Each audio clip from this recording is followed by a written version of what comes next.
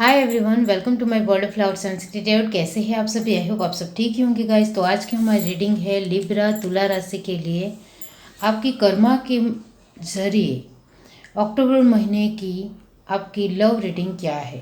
तो चलिए देखते हैं। ये एक जनरल रीडिंग है, सभी बातें सभी के साथ रेजोनेट नहीं करेगी। इसको मैं यहाँ रख देती हूँ।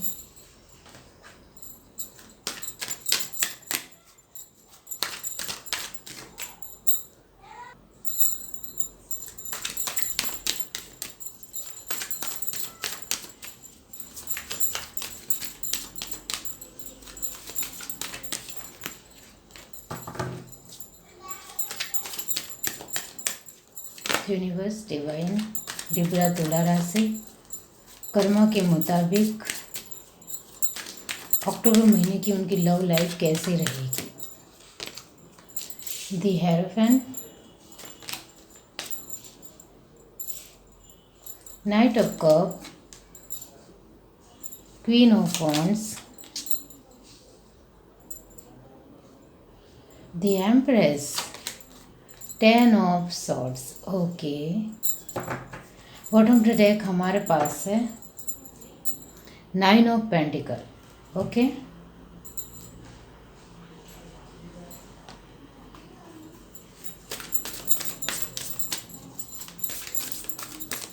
यहाँ से देखते हैं यूनिवर्स डिवाइन लिब्रा तुला राशि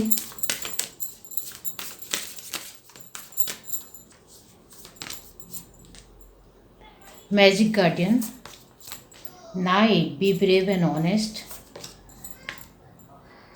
animal guardian, moon take note of intuitive message, snake sealed और scream. Okay, bottom of the deck हमारे पास है hermit, retreat and recharge. Okay, तो यहाँ मैं आपको कहना चाहती हूँ कि आपके घर परिवार में या फिर आपके यानी कि किसी भी इंसान को सब दोष हो, यानी कि दोष निवारण नहीं किया हो सर्प दोष, तो उसको निवारण करना पड़ेगा।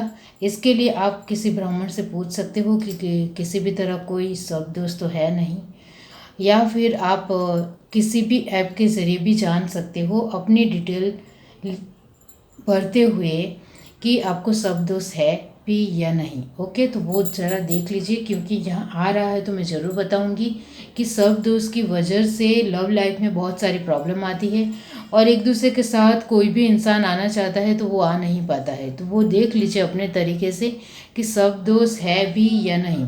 यहाँ आपके पर्सन आपको प्यार करते हैं या नहीं, बहुत प्यार करते हैं, आपके साथ आगे भी बढ़ना चाहते हैं, आपके साथ शादी भी करने के बारे में उन्होंने सोच लिया है। आप में से सिर्फ 10% लोगों के पर्सन ही अभी तक प्यार स्ट्रांग है या नहीं है उसको लेकर सोचते हैं।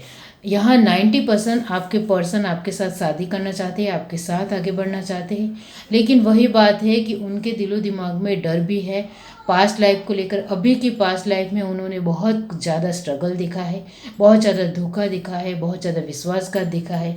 इस वजह से वो आपको लेकर डिसीजन लेना भी चाहते हैं लेकिन नहीं ले पाते हैं। तो यहाँ भी वही बात है कि उनके अंदर थोड़ा डर आ गया है, इसके चलते वो धीरे धीरे आपके साथ आगे बढ़ रहे हैं, आपको बहुत ज़्यादा परखने की कोशिश कर रहे हैं, आपको और ज़्यादा जानने की कोशिश कर रहे हैं कि आप सही पर्सन भी हो या नहीं। इस तरह से उनका मानना है, क्योंकि आपके बारे में वो सारी ही डिटेल इन्फॉर्मेशन निकालना चाहते हैं, उसके बाद वो आपके साथ आना चाहते हैं। इस वजह से देरी लगा रहे हैं। बाकी उन्होंने सोच लिया है कि आगे बढ़ना है, फ्यूचर देखते हैं तो वो आपके साथ ही है, उनको आपके साथ ही आगे बढ़ना है। तो यहाँ आपके कर्मा की कार्ड आए हैं, वो यहाँ यही बताते हैं कि आप दोनों हाल फिलहाल, चाहे आप मैरिड हो अनमैरिड हो, यहाँ कार्मिक ज़्यादा दिख रहे हैं और स्पिरिचुअल कम दिख रहे हैं। तो यही है कि आपको स्पिरिचुअलिटी में आना पड़ेगा। आप सोलमेट या ट्विन फ्लेम की जर्नी में तो हो ही हो, और आप में से कुछ लोग कार्मिक जर्नी में हैं, यानी कि कार्मिक जो मैंने सभी के लिए कहा कि चाहे आप मैरिड हो या अनमैरिड हो, आप ट्विन फ्लेम या सोलमेट की जर्नी में कार्मिक ज़्यादा हो और स्पिरिचुअल कम हो, इतना याद रखो। तो अभी हाल फिलहाल आप दोनों एक दूसरे के साथ आना भी चाहते हो लेकिन नहीं आ पाते हो, क्योंकि कर्मा की साइकिल अभी भी आपको रोकती है साथ में आने से।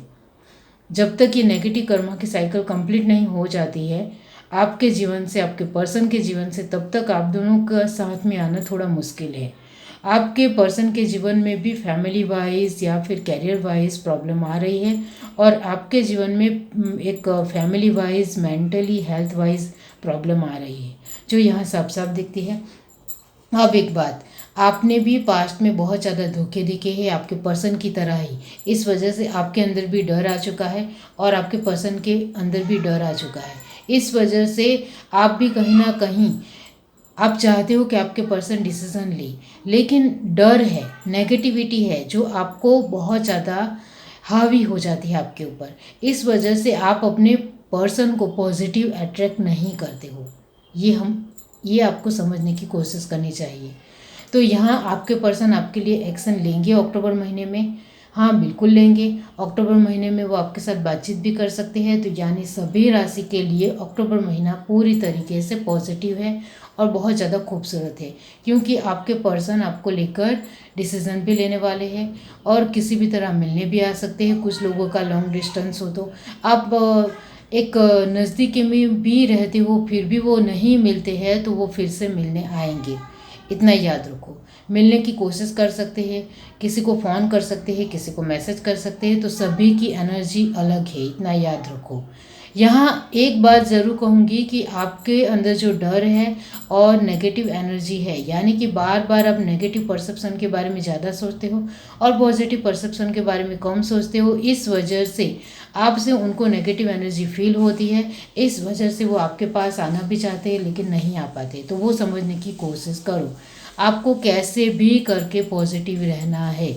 आपको मैं एक रेमेडीज़ बताती हूँ, वो रेमेडीज़ आपको हर रोज़ करनी है। और हे यूनिवर्स, मेरे और मेरे पर्सन की एनर्जी को पॉजिटिव रखिए, हम दोनों एक दूसरे को ही प्यार करें, हम दोनों एक दूसरे के साथ ही आगे बढ़े, हम दोनों एक दूसरे के बारे में ही सोचें।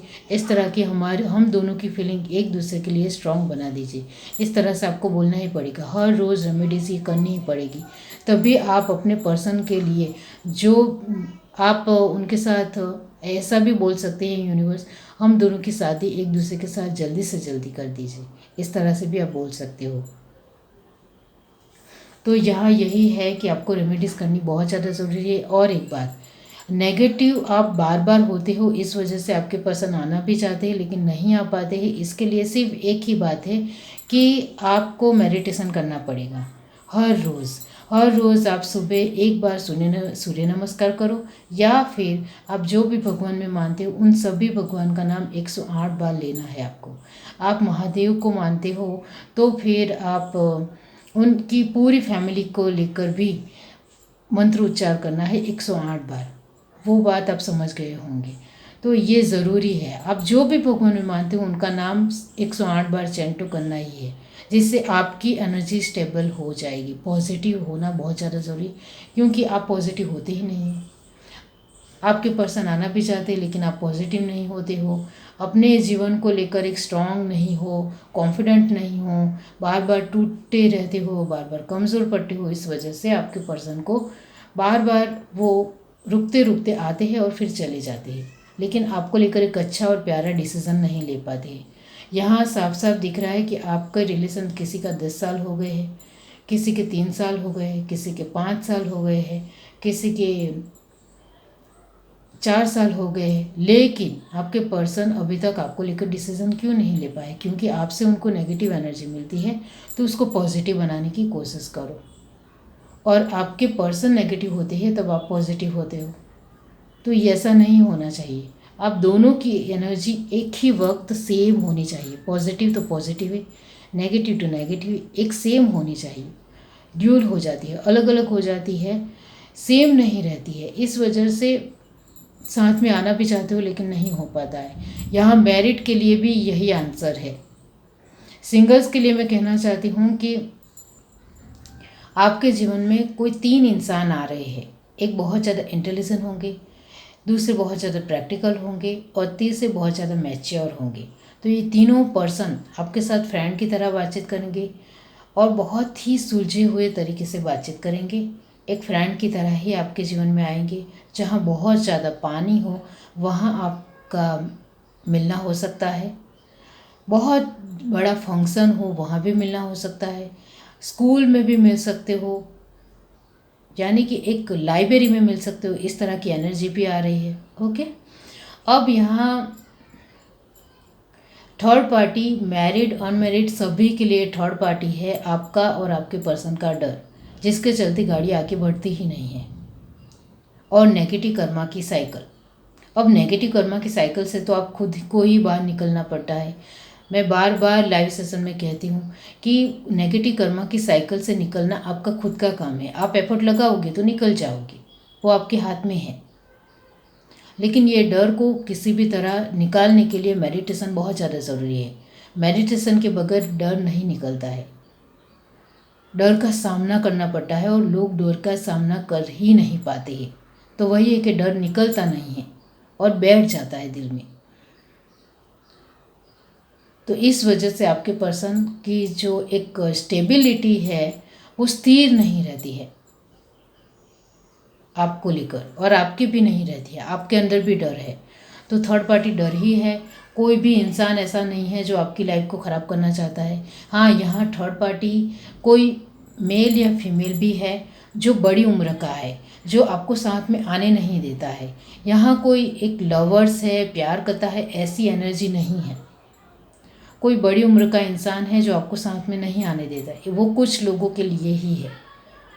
2022 में किस महीने में आपकी शादी हो सकती है? तो यहाँ मैं कहूँगी कि अक्टूबर मंथ में शादी हो सकती है। ओके, नवंबर और दिसंबर में चांसेस थोड़े कम हैं, लेकिन है चांसेस। नवंबर दिसंबर में भी शादी होने के चांसेस थोड़े हैं। और यहाँ फ्यूचर आपका कैसा रहेगा? तो फ्यूचर तो आप देख ही सकते हो। यहाँ फ्यूचर है 9 ऑफ पेंटिकल और हर्मिट, यानी आप दोनों का फ्यूचर एक दूसरे के साथ ही है, इतना जान लो। मैं कर्मा के मुताबिक ही आपको आपकी रीडिंग बता रही हूँ कि कर्मा के मुताबिक डर ही है थर्ड पार्टी। कुछ लोगों के लिए जीवन में कोई बड़ा इंसान, बड़ी उम्र का इंसान है जो नहीं चाहता है, और बढ़ चढ़कर नेगेटिव एनर्जी है। नेगेटिव एनर्जी का मतलब होता है कि नेगेटिव सोच, कभी कभी आपके घर परिवार में नेगेटिव एनर्जी, ये सब कुछ नेगेटिव ही नेगेटिव है। इसके चलते कुछ आगे नहीं बढ़ पाता है, तो उसको निकालने का काम आपका खुद का ही है, तभी आप अपने पर्सन के साथ तुरंत आ जाओगे।